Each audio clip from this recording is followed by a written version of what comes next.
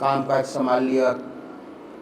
गुरुदेव जी ने आपके चरण छुए, वाकई में वो बड़े ऊंचे महात्मा थे, अवधूत थे,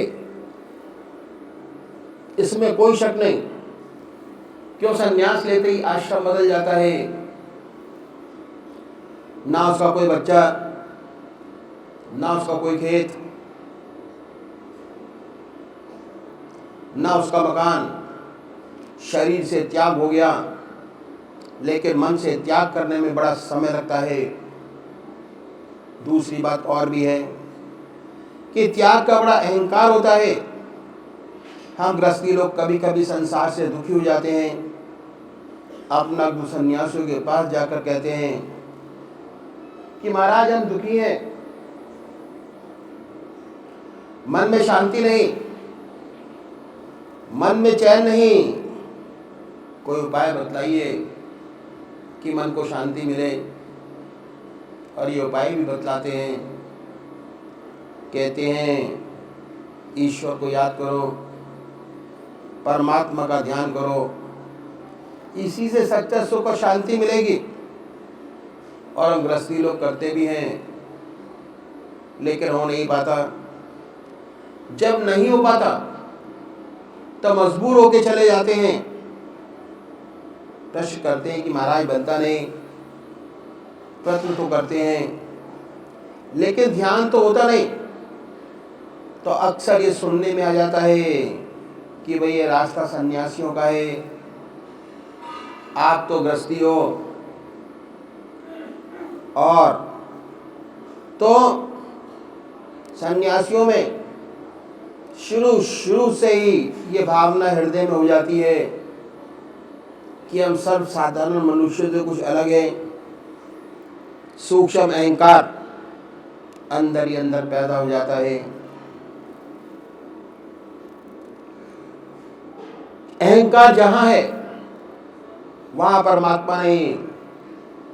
दूसरी बात ये कि ज़्यादातर व्यक्ति किसी न किसी परेशानी में पड़कर दुखी होकर वैराग्य हो जाता है, संन्यास ले बैठते हैं।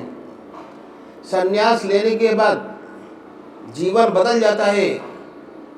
संन्यास के अपने यम नियम हैं, कठोर तपस्या, ब्रह्मचर्य, आसन की सिद्धि, प्राणायाम।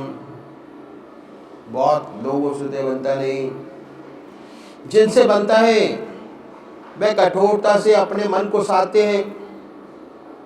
इस अभ्यास में दबाव रहता है और दबाव के कारण बहुत सी रिद्धियाँ सिद्धियाँ प्राप्त हो जाती हैं। ऐसे महात्मा संसार में आते हैं संसार की सेवा करने के लिए, लेकिन उनके काम क्रोध लोभ मोह और अहंकार ये दुश्मन जो है इस रास्ते के समूह नष्ट नहीं हुए रहते, सुप्त हो गए होते हैं, दब गए होते हैं। अभ्यास के प्रेशर से ऐसा मालूम होता है कि इन पर काबू हो गया, वास्तव में हुआ नहीं होता। और जब ये संसार में आते हैं और सांसारिक वस्तुओं से संपर्क होता है तो सुनाई पड़ता है विख्यात सन्यासी महात्मा थे। ऐसी ऐसी अनहोनी बातें सुनने में आती हैं। तो वजह यही है कि जब तक परमात्मा की सच्ची प्राप्ति नहीं हो जाती तब तक काम क्रोध लोभ मोह और अहंकार से छुटकारा नहीं मिलता। जिन्हें परमात्मा की प्राप्ति हो जाती है उनका इन पर नियंत्रण हो जाता है, ये मित्र बन जाते हैं उनके। ऐसा उच्च कोटि का कोई बदला होता है, और जो ऐसा होता है वह संसार का बड़ा कल्याण करता है, संसार को उससे बड़ा लाभ होता है। तो इस अभ्यास में दबाव शुरू से ही शामिल रहता है। जैसे यदि आप इस किसी स्प्रिंग को खींच कर रखें, जब तक खींचा है, जहाँ हाथ से छूटा कहीं पर भी मार कर सकता है, मुंह पर लग जाए, माथे पर लग जाए, बिल्कुल यही दशा होती है इस अभ्यास में शुरू से ही दबाव है और हर दबाव की प्रतिक्रिया साथ साथ सामने आ जाती है। तो ये सारी बातें हैं, इन सबको सोच समझकर संन्यास के रास्ते में कदम रखना चाहिए। और खासकर उन लोगों को जिन्होंने गृहस्थ आश्रम में प्रवेश कर लिया है, उन्हें तो खासकर संन्यास की बात कभी सोचनी नहीं चाहिए। करोड़ पीछे एक दो नजर आते हैं, जैसे महात्मा बुद्ध जो गृहस्थी थे, संसार छोड़कर चले गए और ईश्वर को प्राप्त किया। लेकिन 1000 पीछे 999 असफल होते हैं, ना उनकी दीन रहती है न दुनिया। ऐसी बहुत सी घटनाएं इस सेवक के सामने आई, सब में सफलता, न इधर का रहा न उधर का, सर्विस छोड़ी, बच्चे छोड़े, घर छोड़ा, कुछ नहीं कर पाया, बर्बाद हो गया। तो जिन्होंने गृहस्थ आश्रम में पदार्पण कर लिया है, उन्हें 1000 बार सोचना चाहिए कि उनके लिए रास्ता नहीं है। जो बाल ब्रह्मचारी है, जिसका जन्म से ही संस्कार बहुत ऊंचा है, उसकी बात तो अलग है। उसके लिए तो संन्यास से बढ़कर और कोई दूसरा रास्ता नहीं।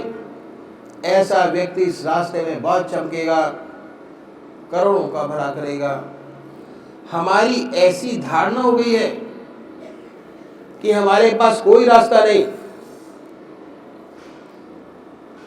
बहुतों की यह धारणा है कि 55 से 58 साल तक तो अपना काम करें, 58 साल के बाद जब रिटायर हो जाएंगे तब पूजा पाठ करेंगे। ये बहुत बड़ी भूल है। 58 साल के बाद रिटायर हो जाने पर कुछ नहीं होता, तब भगवान का नाम नहीं लिया जा सकता। आदतें इतनी मजबूत हो जाती हैं, आप उन्हें बदल नहीं सकेंगे। शरीर भी जवाब देने लग जाता है, आप बैठ नहीं सकेंगे। ध्यान करने की बात तो अलग रही।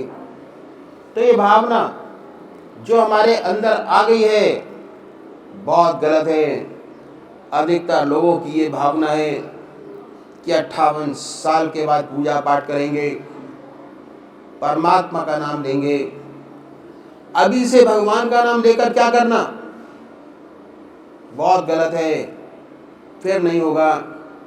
जो कुछ बनेगा आज बनेगा, अभी बनेगा। तो गृहस्थियों को रास्ता ही बहुत पुराना है, जिसे हमने बुला दिया। बड़ा ऊंचा रास्ता। आपने राजा जनक का नाम सुना होगा। राजा जनक को विदेह कहते थे। कितना बड़ा महात्मा, कितना बड़ा ब्रह्मज्ञानी हुआ। उसके ज़माने के महर्षि अपने शिष्यों को उनके पास भेजते थे परीक्षा के लिए कि राजा जनक कह दे कि ब्रह्मज्ञानी है तो है, नहीं तो नहीं। वह राजा था। राज का कितना कार्यभार उनके ऊपर था, कितनी जिम्मेदारियां थी। उन सब जिम्मेदारियों को भली भांति निभाते हुए इतना ऊंचा ब्रह्मज्ञानी।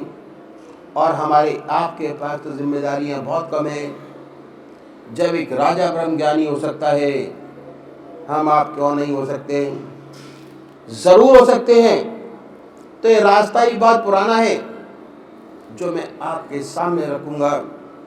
इसे कहते हैं इति मार्ग। इस रास्ते में हम अपने जीवन में एक चीज बढ़ाते हैं, घटाते नहीं। एक चीज अपनी जिंदगी में बढ़ाते हैं, और वो क्या है? वह परमात्मा का नाम। और परमात्मा का नाम ऐसी बड़ी ज्योति है, अगर सच्चे तरीके से अपने मन में आ जाए तो अंधेरे को अपने आप दूर करती चली जाती है। जहाँ प्रकाश है वहाँ अंधेरा नहीं। लाइट आई, अंधेरा गया। वाल्मीकि महर्षि उल्टा नाम जपते जपते महर्षि हो गए, और इतने बड़े महर्षि हुए कि रामायण पहले लिख दी, घटना बाद में घटी। लिख दिया, ऐसा ऐसा होगा, वैसा ही वैसा हुआ। तो ऐसे जीवन में जब परिवर्तन आया, हृदय में नाम लेते लेते इतना ऊंचे मैं ऋषि हुए कि रामायण पहले लिख दी, घटना बाद में घटी। ये ऐसा प्रकाश है, ऐसा उजाला है, अगर सच्चे तरीके से हृदय में जागृत हो जाए, अंधेरे को अपने आप दूर करता चला जाता है। तो छोड़ना कुछ नहीं है, जो आज आपकी जिंदगी है उसी में एक चीज बढ़ाइए। इस रास्ते पे चलने वाले जो हमारे सद्गुरु हुए, एक के पीछे एक, उन्होंने परमात्मा को पाने के लिए, जीवन मुक्त अवस्था प्राप्त करने के लिए अपनी जिंदगी में बड़े कष्ट उठाए। उनकी जिंदगी बड़ी कठोर में थी और बड़ी कठिनाइयों में रहते हुए इस विद्या को न केवल प्राप्त किया, बल्कि हमारे लिए कुछ गुर छोड़ गए। अपनी जिंदगी में जीवन मुक्त अवस्था प्राप्त की। जीवन मुक्त अवस्था प्राप्त करना हमारा लक्ष्य है। चाहे हम सन्यासी हों, चाहे हम गृहस्थी हों, चाहे किसी भी तरीके से क्यों न हम जीवन मुक्त अवस्था प्राप्त करें, ज्ञान मार्ग से, कर्म से, सन्यास से, गृहस्थ से जीवन मुक्त अवस्था प्राप्त किए प्राणी में दो बात विशेष पैदा हो जाती है। पहली, निरंतर परमात्मा की याद, भगवान का ध्यान निरंतर बना रहता है। चलते फिरते, खाते पीते, सोते जागते, संसार का हर व्यवहार करते ईश्वर की याद बनी रहती है। और दूसरी बात यह कि उसके जो कर्म है वो निष्काम कर्म हो जाते हैं, अहम निकल जाता है। ये दो बातें हैं, उसे स्थित पिक कहिए, जीवन मुक्त कहिए, में पैदा हो जाती हैं। अब देखना ये है कि इसी दुनिया में रहते हुए, दुनिया के सब काम करते हुए, कैसे में 24 घंटे का ध्यान बने, कैसे उस परमात्मा का ध्यान बने, और कैसे में निष्काम कर्म करने की आदत बन जाए। इन संतों ने जो ग्रस्त में हुए, हमारे लिए एक रास्ता छोड़ गए। इस रास्ते को अपनाएं तो रास्ता हमारा आसानी से तय हो जाए। हर व्यक्ति अपनी संतान के लिए कुछ गुण छोड़ जाता है। एक व्यापारी है, अपनी संतान के लिए गुण छोड़ जाता है, उसकी संतान को अधिक कष्ट नहीं उठाना पड़ता। एक डॉक्टर है, अगर उसका लड़का डॉक्टर है तो उसके लिए गुण छोड़ जाता है, उसे अपना क्लिनिक चलाने में दिक्कत नहीं आती। उसके बाद इंजीनियर है, अपने बच्चों के लिए गुण छोड़ जाता है। इस तरह हमारे सिलसिले के जो संत महात्मा हुए, ये कुछ गुण छोड़ गए। कैसे हम आसानी से 24 घंटे का ध्यान प्राप्त करें, कैसे सच्ची निष्काम कर्मता प्राप्त करें, मैं उन गुणों को आपके सामने रखूँगा। अगर आपको ये बातें अच्छी लगें तो ज़रूर अपनाएंगे तो आपको बहुत विशेष फ़ायदा होगा। इन संत महात्माओं ने, सद्गुरुओं ने सारे साधन को 3 भागों में बांटा और दिन के 24 घंटों को भी 8-8 घंटे के हिसाब से 3 भागों में बांटा।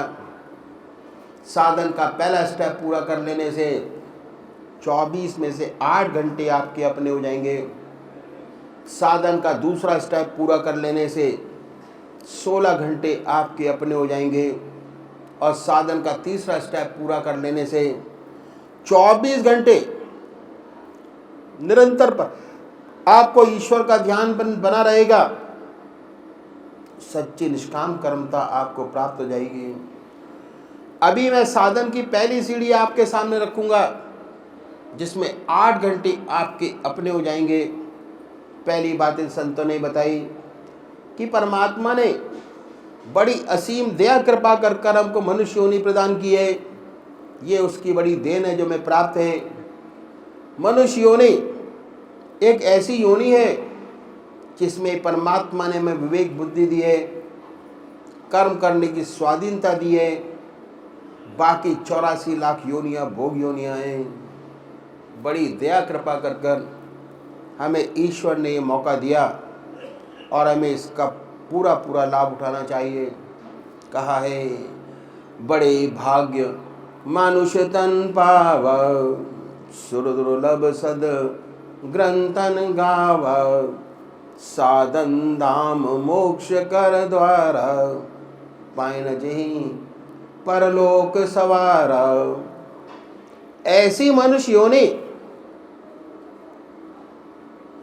जो बड़े भाग से मिली है, जिसके लिए देवता भी तरसते हैं, क्योंकि मनुष्य योनि एक ऐसा साधन का क्षेत्र है, मोक्ष का दरवाजा है। इसमें ही परमात्मा ने हमें विवेक बुद्धि दी है, कर्म करने का अधिकार दिया है। यदि हम चाहें प्रगतिशील हों, उस परम पिता परमात्मा को प्राप्त कर सकते हैं। ये एक ऐसी योनि है, इसके लिए देवता लोग भी तरसते हैं। तो ऐसा अवसर ईश्वर ने हमें दिया, हमें इसका पूरा पूरा लाभ उठाना चाहिए। जितने संत महात्मा हुए, जितने धर्म हुए, जितने पंथ हुए, सब ने मनुष्य योनि की भूरी भूरी प्रशंसा की है। कबीरदास जी ने कहा है कि कबीरा, हर की भक्ति कर, तज विषय रस चोंच, बार बार नहीं पाइए मानस जन्म की मौज। इस सेवक के गुरुदेव कहा करते थे कि विषय वासना के आनंदी, मिथ्या जन्म बिगार, मानस जन्म गरीब न फिर कर ले हरि सो प्यार। ऐसा सुंदर अवसर में परमात्मा ने दिया। हमारे महर्षियों ने हमें बताया कि चाहे आप गृहस्थी हो या सन्यासी, आपको आधा घंटा प्रातः संध्या वंदना अवश्य करनी चाहिए और आधा घंटा सायंकाल। ये 2 समय निश्चित कर दिए कि संध्या वंदना अवश्य करनी चाहिए। हमारे देश में 99% लोग ऐसे हैं जो परमात्मा को मानते हैं और अपने किसी न किसी ढंग से परमात्मा की पूजा करते हैं। बहुत से लोग तो आधा घंटे से ज़्यादा करते हैं। यदि हम उनसे पूछें कि आपको इस पूजा का क्या लाभ हुआ, तो 4 बात बताने के में खामोश हो जाते हैं। पहली बात ये कि भाई ईश्वर का नाम लेना बहुत अच्छी बात है, हमारे घर में मंदिर है, हमारे दादाजी पूजा करते थे, उनके देखा देखी हम करते हैं, हमारे देखा देखी हमारे बच्चे करते हैं। गॉड फियरिंग है, अच्छा है। और आप इससे ज़्यादा क्या चाहते हैं? अगर हम उनसे पूछें कि इस पूजा का आपको क्या लाभ हुआ, ऐसे बहुत से कम लोग होंगे जो कहेंगे हुआ। इन संतों ने कहा कि हम एक तरीका बतलाते हैं, यदि इस तरीके से आप पूजा करेंगे तो आपको विशेष लाभ होगा। और उन्हें ऐसा तरीका बतलाया जिसे हर कोई अपना सके, किसी भी मजहब का मानने वाला हो, किसी भी धर्म का।